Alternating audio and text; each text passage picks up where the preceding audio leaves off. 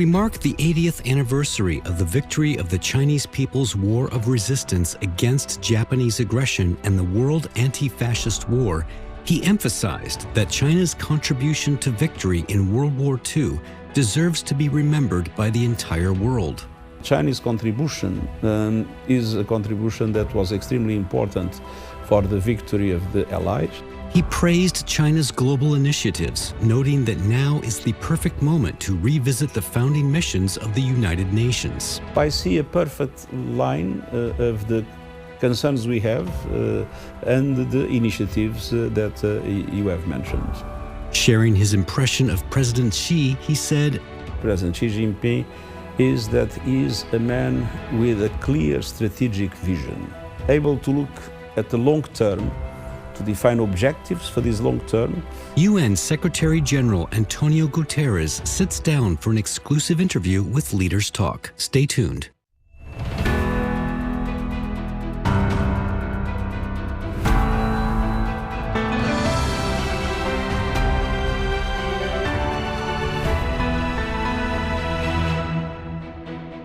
Hello and welcome to Leaders Talk, where we meet leaders, thinkers, and trailblazers. I'm Wang Guan. Greetings from the eastern coastal city of Tianjin, where this year's Shanghai Cooperation Organization Summit is underway. During the summit, we're truly honored to be joined by His Excellency Mr. António Guterres, Secretary-General of the United Nations. I asked Mr. Guterres about his take on the mandate of the SCO and its alignment with the goals of the United Nations. This year marks the 80th anniversary of the victory of the Chinese People's War of Resistance against Japanese aggression and the World Anti-Fascist War, as well as the founding of the United Nations. With UN at 80, what are Secretary-General Guterres' personal reflections on war, peace, and development? And what will he do in the remainder of his tenure to reform a UN that is so often paralyzed by power politics and political rivalries? Here's our conversation. On August 31st, Tianjin, China welcomed a globally anticipated SCO moment. More than 20 foreign leaders and 10 heads of international organizations gathered along the Haihe River to attend the largest summit in the 24-year history of the Shanghai Cooperation Organization. Together, they strengthened friendship, discussed cooperation, and mapped out a vision for shared development. Looking back to the turn of the century, the Shanghai Cooperation Organization was founded on the banks of the Huangpu River. Over the past 24 years, this first international organization initiated by China and named after a Chinese city has consistently upheld the Shanghai spirit, steadily maturing and growing in strength while demonstrating remarkable vitality. Today, the SCO has expanded from its 6 founding members into a big family spanning 3 continents, Asia, Europe, and Africa, bringing together 27 countries, nearly half the world's population, and about 1/4 of global economic output. Secretary-General António Guterres, it is a true honor to welcome you to Leaders Talk on China Media Group. I'm delighted to be able to be again with your station. Let's begin with SCO, Shanghai Cooperation Organization. It is founded on the Shanghai spirit, which emphasizes respecting different cultures and civilizations, treating everyone as equals, and rejecting Cold War mentalities. How do you see the role of the SCO in today's world and its synergies with UN values and initiatives? I believe that one of the most important things in order for a multilateral order to work is to have a perfect cooperation between the UN and regional organizations. Regional organizations know the problems of each area of the world better than a universal organization like the United Nations. And so in the cooperation between the UN and the Shanghai Cooperation Council, I think you can go much further than acting alone. And the objective of this presence is exactly to intensify the cooperation with an organization that has today an extremely important role to play. It represents a large percentage of the world population, and it is inserted in one of the most dynamic areas of the global economy. So I'm delighted to have this opportunity to participate in this meeting and to do everything possible to intensify the cooperation between our two organizations. You've been attending the SCO for a couple of times, of course. And given the geopolitical transition that we're in, your take on the relevance of this SCO right now? I believe that we need to build a multipolar world. We need to build a world in which all areas of the world, all cultures, all religions, all civilizations are able to work together. And multipolarity means that there is no domination, means that there is cooperation among equals. And in the efforts to build a multipolar world, the countries of the Shanghai Cooperation Organization are essential. And so I believe that what the SCO represents today is one of the basic conditions to move into a true multipolar world that unfortunately is not yet there. We are still moving in that direction, but there are many that would prefer not to have a multipolar world, but to have a world based on power relations and inevitably leading to a certain level of chaos in international relations that it's very important to avoid. In describing the transition we're in into multilateralism and multipolarity, you said we're in the purgatory of polarity, where countries are taking advantage of the current geopolitical device to maximize their own interests, acting with no impunity whatsoever. Can you explain to us this term, purgatory of polarity? It has to do with the fact that we are not yet in a multipolar world, as I said, and in many aspects we are in a chaotic world. And the purgatory is the expression that represents that chaotic world in which we live. One can do whatever one is able to do. There is no respect for international law. There is no respect for the Charter of the United Nations. And a multipolar world does not mean that we do not need multilateral forms of governance. A multipolar world requires multilateralism. And the proof of that is Europe before the First World War. It was a multipolar Europe. I mean, there was France, the UK, Germany, Austria, Hungary, Russia, but there were no multilateral forms of coordination or cooperation. And the result was the war. So we need to move, and we see the emergence of different economies in the world with an enormous potential that are growing much more, with a much bigger speed than the traditional developed countries. So there is a new equilibrium being born at global level. We need to translate that equilibrium into cooperation relations among the different elements that will be decisive both from the point of view of security and from the point of view of the economy, and to guarantee at the same time that they accept in their cooperation to have levels of governance at global level in which I believe the UN system should be in the center. 80 years ago, the devastation of 2 world wars prompted the international community to reflect deeply and seek a path toward lasting peace. On June 26, 1945, representatives from 50 countries gathered at San Francisco's Veterans War Memorial for the signing ceremony of the UN Charter. China's representative was the first to sign, symbolizing the nation's historic leap from poverty and weakness to a central role on the international stage. This day was later designated as UN Charter Day. On September 2nd, Japan formally signed the Instrument of Surrender, marking the official end of World War II. On October 24th of the same year, the UN Charter came into effect and the United Nations was officially established, opening a new chapter in global governance. Secretary-General Guterres, we're marking the 80th anniversary of the founding of the United Nations. China, of course, was a founding member of the United Nations, and in fact, it was the first signatory to the UN Charter.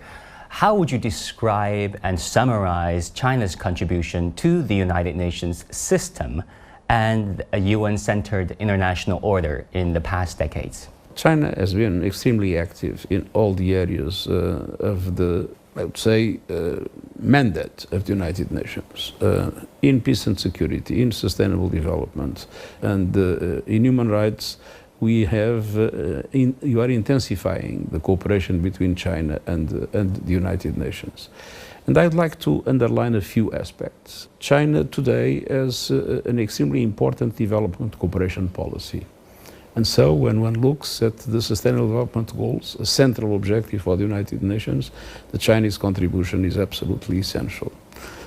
On the other hand, China has had a very active engagement in mediation of certain conflicts. And again, peace is one of the central objectives of the United Nations. China has had a leading role in the transition for renewables, a key element to fight climate change. And that is a central objective of the United Nations. So I would say that China represents today a fundamental pillar of multilateralism and a fundamental pillar of the work of the United Nations in itself. Going forward, what would be the priority areas of China-United Nations cooperation for the next phase? Because you just met with our leader, President Xi. I think that there are a number of areas that were identified in the Pact for the Future that was approved last year by the General Assembly of the United Nations. We identified how important it is cooperation in artificial intelligence and in the digital world. Not only cooperation among developed countries or countries that have a huge capacity like China in artificial intelligence, but cooperation to allow developing countries also to be part of the benefits of artificial intelligence. On the other hand, climate, of course, is an area of extraordinary importance, and we live in a moment in which the transition to renewables is demonstrating that renewables are the cheapest and the most effective way to produce energy. And again, China has a leading role on this. On the other hand, we are pushing for a new agenda for peace. And the new agenda for peace means dialogue, means cooperation, means that different cultures and different civilizations can work together. And China has expressed, namely with the Global Initiative on Civilizations, a very clear determination in this regard. And so if one looks at all the key aspects that are in the agenda of the activities of the UN, we have an important role for China to play. Talking about World War II anniversary, we're marking the 80th anniversary of the Chinese people's resistance against Japanese aggression and also the World Anti-Fascist War. But as you know, Secretary General, in the Western literature, the focus is largely on, of course, the European theater, the Pacific War, monumental moments to honor. But also true that in the main Eastern battlefield, the Chinese people made tremendous sacrifices, starting as early as 1931. We've endured the 14-year-long arduous struggle against fascism and imperialism, culminating in a suffering of over 35 million lives lost. So in your perspective, what would be a most fitting and proper historical perspective on World War II, on China's contribution to the Allied victory and to the eventual peace? There is this idea that the World War started in 1939 and ended in 1945.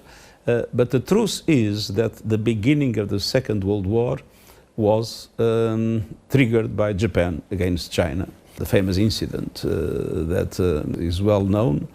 So to say that World War was 39 to 45 is indeed a unilateral vision, and we need to have a universal vision.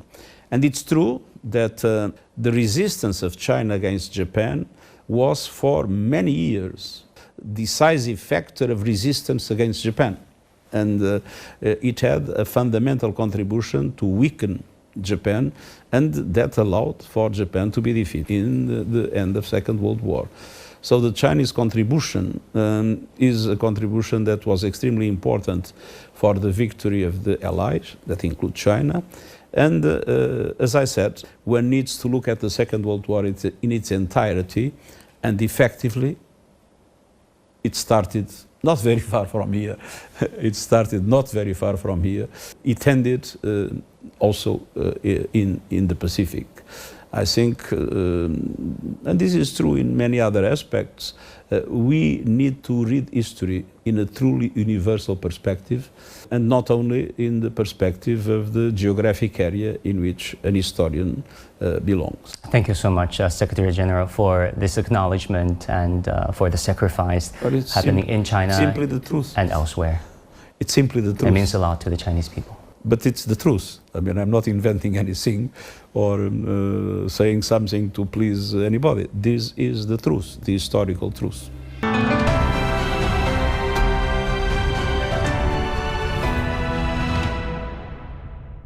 80 years after the end of World War II, global governance stands at a new crossroads. The persistence of Cold War mentality, hegemonism, and protectionism continue to cast their shadow, while inadequacies and mismatches within the global governance system have become more evident than ever. On September 1st, at the Shanghai Cooperation Organization Plus meeting, Chinese President Xi Jinping introduced the Global Governance Initiative, following the Global Development Initiative, the Global Security Initiative, and the Global Civilization Initiative. This marks yet another significant public good that China is providing to the international community in the new era.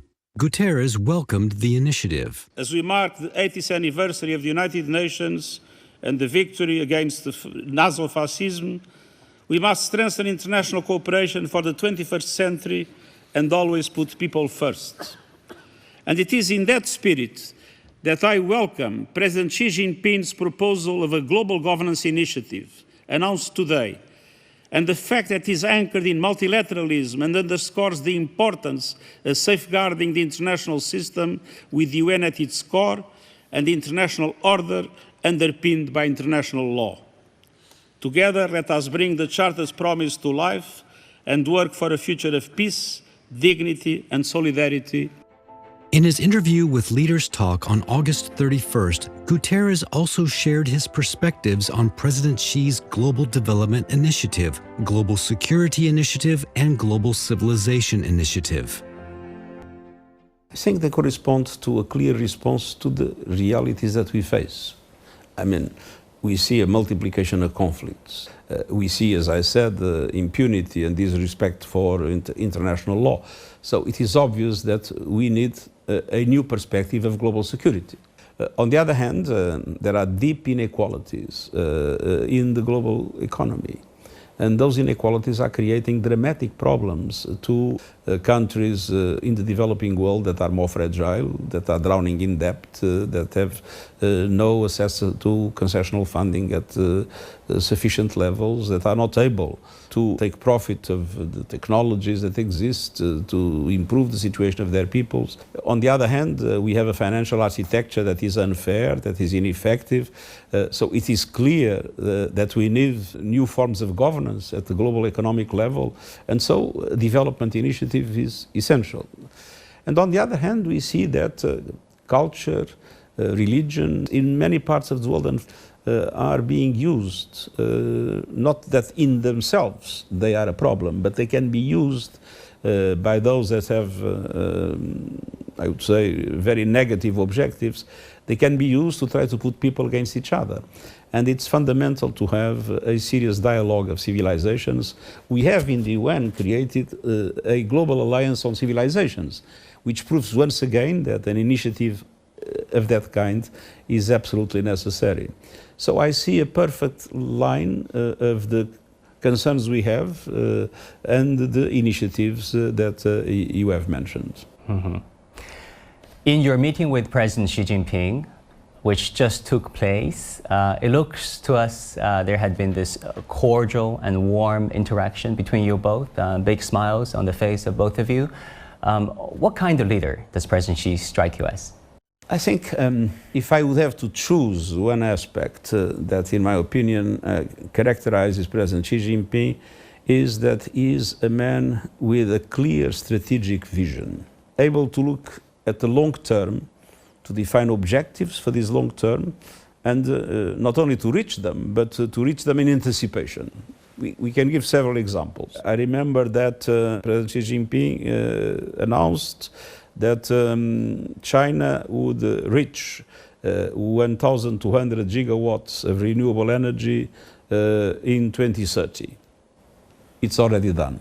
At the same time, when many were still thinking on how to make diesel cars more perfect, China made a decision to bet on electric cars many years in advance. And so develop all the technologies that were necessary, and today we have Chinese electric cars dominating the market everywhere in the world and functioning extremely well. So in a world where so many things are decided one day and then changed the next day, and policies enable to the minimum of sustainability, I think this strategic vision is a very important characteristic, and I believe that it corresponds exactly to President Xi Jinping. On Gaza, you once described the situation, the suffering of the people there as living hell, yet a major escalation now on August the 22nd. The UN organizations established that there's famine existing in Gaza, impacting as many as 500,000 people. Your response on this major escalation and your message to the parties involved? Well, first of all, we need to stop this carnage. I mean, the level of death and destruction that we are seeing in Gaza has no parallel in any other period of my activity as an international civil servant. You haven't seen anything like this in your tenure as UN chief?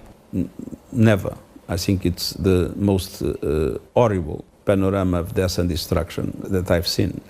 And now there is an offensive in Gaza City that will have again the tremendous impact, making hundreds of thousands of people being forced to move once again, and with an unimaginable level of suffering. So we must stop this. So first, an immediate permanent ceasefire. On the other hand, it is totally unacceptable to have hostages, and those hostages have been treated in a very horrible way. So hostages must be also released immediately and unconditionally. And then there must be complete free access for humanitarian organizations to distribute basic humanitarian items to the population in Gaza that needs food, that needs water, that needs medicine, that needs sanitation, that is in an absolutely dramatic situation, and famine was the result of that. So obstacles must end, any problems that are put to humanitarian action must stop, and humanitarian access must be guaranteed everywhere. Not forgetting that as occupying power, Israel has the objective to guarantee that the population in Gaza has food, has health care, because this is part of international law. And then it's not only Gaza, it's also the situation in the West Bank, where we see now decision to build the extension of settlements that would divide the West Bank into two, separating north and south, which of course would be another tremendous setback in the way to a two-state solution that, in my opinion, remains the only possible solution for two peoples to live in peace. On climate, you said the era of climate change is ending and the era of climate boiling has begun. How far off track are we from the 1.5 degree target, and what will be the consequences if we can reach it? We are not yet completely off track. It's still possible to reach 1.5 as a limit for global warming at the end of the century. But we are already with overshooting, and we absolutely must drastically reduce emissions immediately. If we do not do so, we will risk to come to the end of the century with the temperature somewhere between 2 and 3% increase, which of course would be completely devastating in our world. Secretary General, during your tenure as the SG of the United Nations, you've been very committed to reform the United Nations that you said is paralyzed sometimes. How do you reconcile your personal desire to effect change with real-world limitations? We always choose principles, and then we are determined to change the political reality for the principles to be respected and implemented. The day we give up on principles, that day the United Nations will lose what it is the essence of its raison d'être, which is to be an organization that is impartial, that respects the sovereignty of states, that has a charter in which international law is characterized as something that in all circumstances must prevail. We need to be determined to make the organization as effective, as cost-effective, and as committed to the objectives for which it was created. And finally, what kind of a country do you think China has been, and where you see its fitting role in the world as it evolves? My strong appeal is for China to maintain what is its strong commitment to multilateralism, and in a world where so many people still has no access to the benefits of progress, to share the extraordinary development that China has achieved. Extreme poverty is no longer in China. To share that through a very active, the continuation of a very active policy of international cooperation, to share those achievements to the rest of the world. Secretary General Guterres, thank you so much for your time. It was a great pleasure.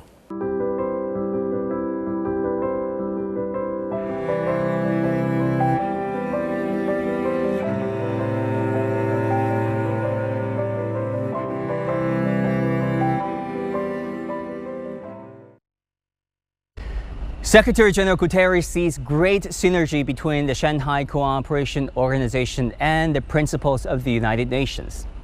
It is also remarkable, though, that during the interview as the Secretary General of the United Nations, also a leader hailing from Europe, Mr. Guterres reminded the world of the limitations of a Eurocentric or Western-centric view on World War II history, reminding the world of the great sacrifices made by the Chinese people against fascism and militarism starting as early as 1931.